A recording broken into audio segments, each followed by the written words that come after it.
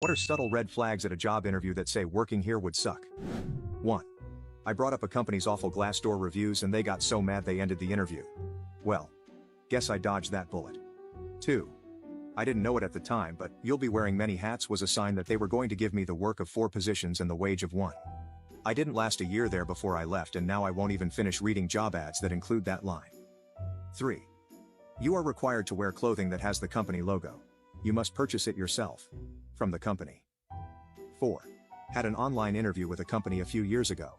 Was interviewed by the regional manager, which seemed like a normal interview. Halfway through, he let slip that there were 6 other people from his company watching and listening in, but the software was set up so I could not see or hear them. And he actually got a kick out of telling me this. It was like being on a first date with someone, and finding out later she had a hidden camera on her and her parents and 6 other family members were watching the whole time. I'm like, yeah. No. Screw that. 5. When you ask, "What do you like about working here?" and the interviewer talks about the location of the job.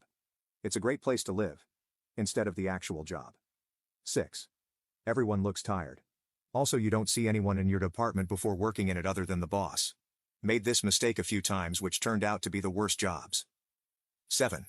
When you are signing all the forms they give you and you are taking your time to read over every document so that you can fully understand what you are getting into, and people come in and start telling you that you don't need to read this and that, just sign here and so on. 8. Well, the overtime isn't mandatory, but most folks stick around after hours most days. Spoiler. The overtime is mandatory. 9.